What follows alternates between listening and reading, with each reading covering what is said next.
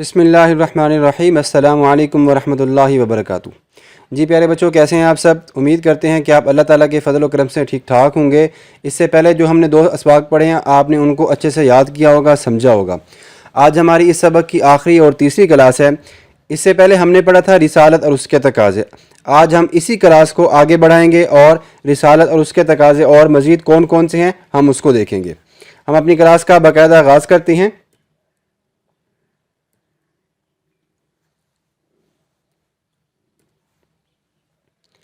رسالت اور اس کے تقاضے میں تیسرے نمبر پر جو ہمارے پاس آتا ہے وہ ہے نصرت رسول صلی اللہ علیہ وسلم۔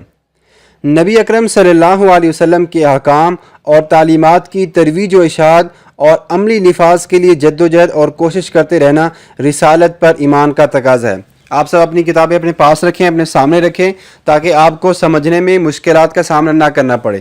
ہم ساتھ ساتھ ریڈنگ بھی کریں گے، اس کو سمجھیں گے بھی، اور ساتھ ساتھ میں آپ کو سیرت نبوی صلی اللہ علیہ وسلم سے کوئی نہ کوئی واقعہ بھی آپ کو ضرور بتاؤں گا، اور اسی کے ساتھ آپ کو قرآن مجید اور احادیث نبوی صلی اللہ علیہ وسلم سے متعلق اسی ٹاپک سے متعلق آپ کو کچھ احادیث اور کچھ قرآن آیات اور ان کے تراجم بھی بتاؤں گا۔ تو ساتھ ساتھ کتابیں سامنے رکھیں اور نوٹ بک بھی اپنی کھول کر رکھ لیں۔ ہم بات کر رہے تھے نصرت رسول صلی اللہ علیہ وسلم کے بارے میں۔ دیکھیں، نبی اکرم صلی اللہ علیہ وسلم کے احکام اور تعلیمات کی ترویج، جو بھی آپ صلی اللہ علیہ وسلم نے ہمیں پہنچایا ہے یا جو انہوں نے ہمارے لیے پہنچانے کا کام کیا ہے، نبی اکرم صلی اللہ علیہ وسلم نے کوئی بھی تعلیمات جو اللہ نے ان کے ذمے لازم کی تھی وہ ہمیں پہنچایا۔ اس کی عملی نفاذ کے لیے جد و جہد اور کوشش کرنا، یہی رسالت پر ایمان کا تقاضا ہے، اور یہی عمل نصرت رسول صلی اللہ علیہ وسلم بھی کہلاتا ہے۔ اللہ تعالیٰ نے قرآن پاک میں فرمایا، لَقَدْ مَنَّ اللَّهُ عَلَى الْمُؤْمِنِينَ إِذْ بَعَثَ فِيهِمْ رَسُولًا مِّنْ أَنفُسِهِمْ۔ اللہ تعالیٰ نے مسلمانوں پر احسان کیا کہ ان میں اپنے پیارے حبیب حضرت محمد صلی اللہ علیہ وسلم کو بھیجا۔ ہماری امت پر بہت بڑا یہ احسان ہے اللہ تعالیٰ کا کہ اللہ تعالیٰ نے ہماری امت میں ہمارے موجود نبی اکرم صلی اللہ علیہ وسلم کو ہم میں بھیجا، تاکہ نبی اکرم صلی اللہ علیہ وسلم ہمیں گمراہیوں سے نکال کر، ذلت کی زندگی سے نکال کر روشنی اور نور اور اجالے کی طرف لے کر جائیں اور ہمارے لیے ہدایت کا ذریعہ بن جائیں۔ تو اللہ تعالیٰ نے مسلمانوں پر یہ احسان کیا ہے کہ نبی اکرم صلی اللہ علیہ وسلم کو ہمارے پاس بھیج دیا ہے، اور یہ امت پر بہت بڑا احسان ہے۔ اب تمام مسلمانوں کا یہ فرض بنتا ہے کہ حضور اکرم صلی اللہ علیہ وسلم کے دین کی خاطر صحابہ کرام کی طرح ہر طرح کی قربانیاں پیش کریں، جیسا کہ صحابہ کرام رضوان اللہ تعالیٰ علیہم اجمعین آپ صلی اللہ علیہ وسلم کے دور میں دین کی خاطر نبی اکرم صلی اللہ علیہ وسلم کے ساتھ بھی اور نبی اکرم صلی اللہ علیہ وسلم کے جانے کے بعد بھی صحابہ نے ہر طرح سے جو ہے وہ دین کی خدمات کی ہیں۔ دین کی خدمات کے لیے صحابہ کرام اور نبی اکرم صلی اللہ علیہ وسلم کی مثالیں کہیں بھی نہیں ملتی۔ انہوں نے ہر ممکن کوشش کی ہے کہ دین اسلام کی ترویج کی جائے، دین اسلام کو عام کیا جائے، اس لیے کہ اللہ تعالیٰ نے بھی قرآن پاک میں یہی فرمایا ہے کہ دین کو عام کیا جائے۔ اس وقت تک آپ نے لڑنا ہے، آپ نے قتال کرنا ہے، آپ نے جنگ کرنی ہے، جب تک کہ اس پورے روئے زمین پر اللہ کا دین غالب نہیں ہو جاتا۔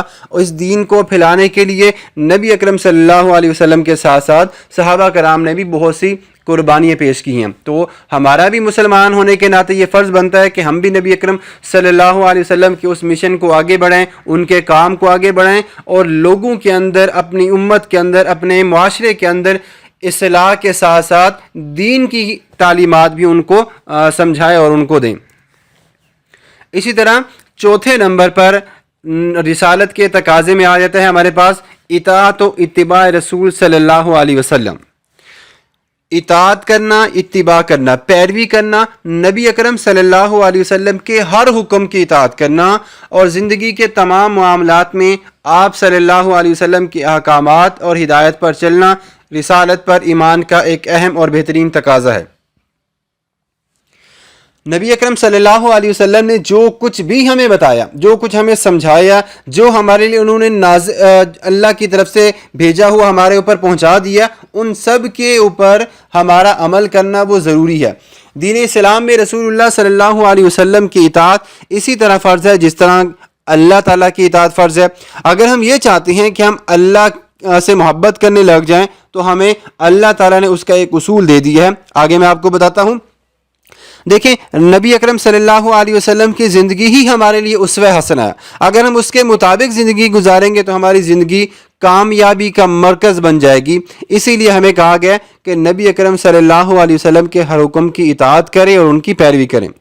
اطاعت رسول صلی اللہ علیہ وسلم کے بارے میں یہ بات بھی ذہن میں رکھیں کہ رسول اکرم صلی اللہ علیہ وسلم کی اطاعت صرف آپ صلی اللہ علیہ وسلم کی زندگی تک ہی محدود نہیں تھی، بلکہ آپ صلی اللہ علیہ وسلم کی وفات کے بعد بھی قیامت تک آنے والے تمام مسلمانوں کے لیے فرض قرار دی گئی ہے.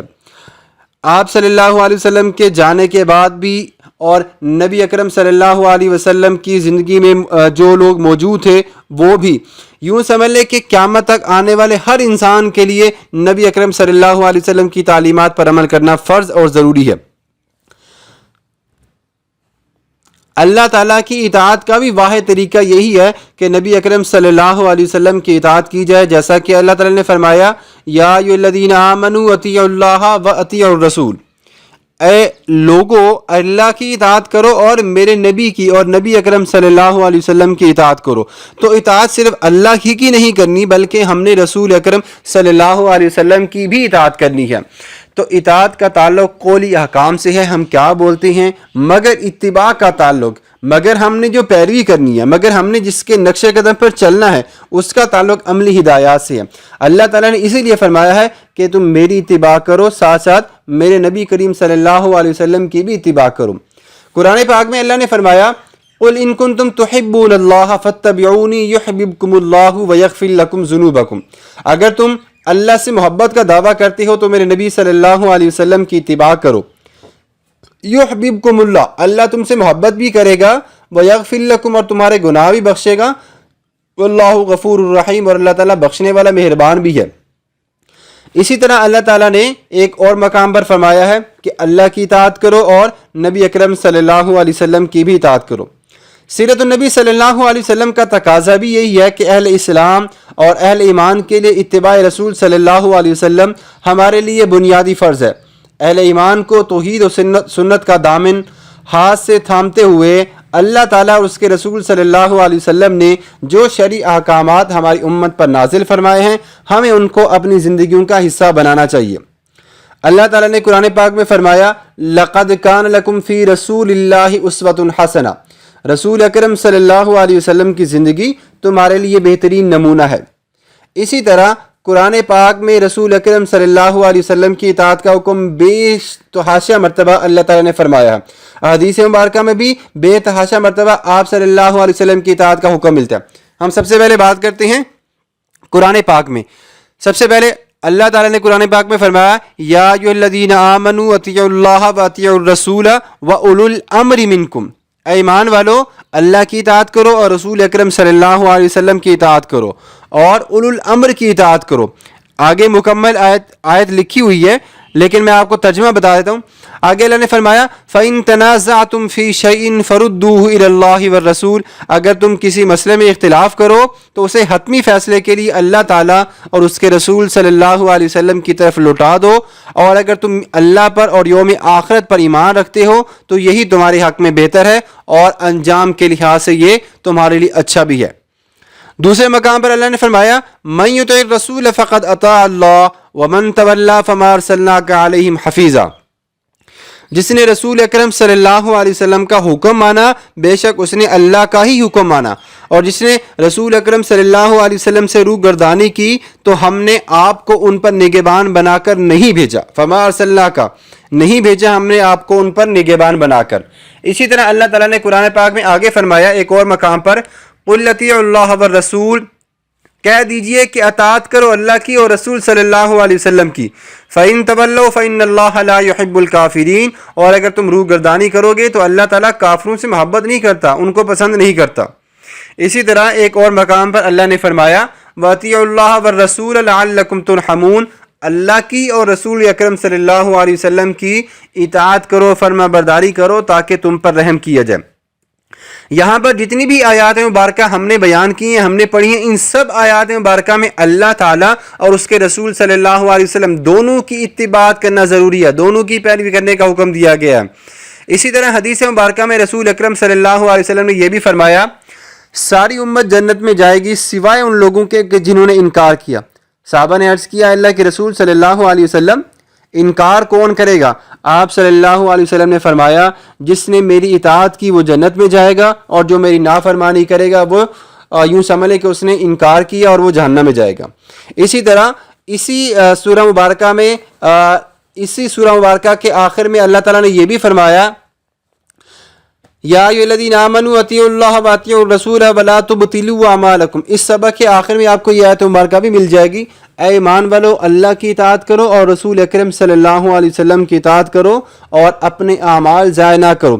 اگر ہم یہ چاہتے ہیں، اگر آپ یہ چاہتے ہیں کہ آپ کے اعمال درست رہیں اور ٹھیک رہیں، وہ خراب نہ ہوں، تو ہمیں اس کے لیے ایک بنیادی شرط دے دی گئی ہے اور وہ یہ ہے کہ ہم نے اللہ اور اس کے رسول صلی اللہ علیہ وسلم دونوں کی اتباع کرنی ہے، دونوں کی پیروی کرنی ہے۔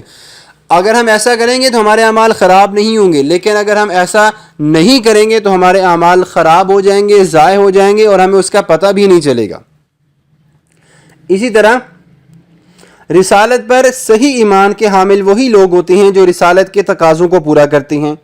رسالت کے تقاضوں کو پورا کرنے سے ہی صحیح ایمان نصیب ہوتا ہے، اس لیے سب مسلمانوں کو یہی چاہیے کہ رسالت کے تقاضوں کو عملی طور پر اپنائیں، بجائے اس کے کہ قولی اپنائیں۔ اپنی زندگی میں بھی وہ کام کرنے چاہیے اور دنیا اور آخرت میں کامیابی اور سرخروئی صرف اور صرف رسالت کے تقاضوں پر عمل کرنے سے ہی ہے۔ ہمیں چاہیے کہ ہم اسلام کے عالمگیر اور آفاقی پیغام کو ساری دنیا تک پہنچانے کی کوشش کریں تاکہ ہم کامیاب ہو سکیں۔ رسالت اور اس کے تقاضے ہم نے اس سبق میں پڑھا۔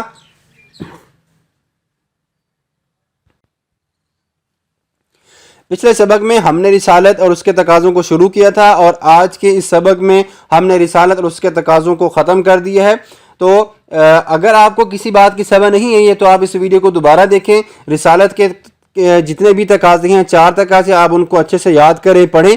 آج کی ہماری یہیں تک کی کلاس ہے۔ اگلی کلاس میں ہم اسی سبق کی مشق کریں گے، اس کی تفصیلی سوالات کی طرف جائیں گے، مختصر سوالات، حصہ معروضی اور MCQs، حصہ خالی جگہ کے ساتھ ساتھ ہم ٹک مار بھی کریں گے۔ مکمل مشق کرنے کے ساتھ ساتھ ہم اس سبق کو ختم کر دیں گے۔ تب تک آپ کا کام کیا ہے؟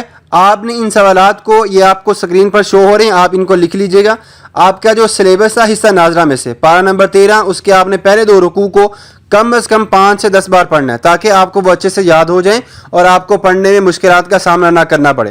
آپ اس کو بار بار پڑھیں تاکہ ثواب کے ساتھ ساتھ آپ کی پڑھائی بھی اچھی ہو جائے، آپ کی املا بھی اچھی ہو جائے۔ اور اسی طرح آپ نے دوسرے نمبر پر عبادات اللہ تعالیٰ نے کون کون سی نازل کی ہیں یا کون کون سی بتائی ہیں، ان میں سے چند ایک کے نام آپ نے لکھنے ہیں۔ اور آخر میں رسالت کے ٹوٹل کتنے تقاضے ہیں جو اس سبق میں ہم نے پڑھے ہیں، ان سب کے آپ نے نام ایک کاپی پہ لکھنے ہیں اور یہ آپ کا کام ہے۔ آپ کا کام میں آپ کو دوبارہ بتا دیتا ہوں، یہ آپ کی سکرین پر بھی شو ہو رہا ہے۔ حصہ ناظرہ میں سے پارہ نمبر 13 کے پہلے 2 رکوع آپ نے پڑھنے ہیں۔ عبادات کون کون سی ہیں، چند ایک کے نام لکھنے ہیں جو کہ ہم نے شروع میں پڑھا تھا، ایمانیات اور عبادات۔ اس کے علاوہ رسالت کے ٹوٹل کتنے تقاضے ہیں ان کے نام لکھیں۔ آج کی ہماری کلاس یہیں تک ہے۔ اگلی کلاس میں ہم مزید سبق کی مشق، تفصیلی سوالات، مختصر سوالات اور باقی جتنی بھی ہماری ایکسرسائز رہ جائے گی ہم اس کو کمپلیٹ کریں گے۔ تب تک اپنا بہت سارا خیال رکھیے گا۔ اس سبق کو دوبارہ اس سبق کو اور اس ویڈیو کو دوبارہ دیکھیے گا اچھے سے تاکہ آپ کو کسی قسم کی مشکلات کا سامنا نہ کرنا پڑے۔ اللہ حافظ۔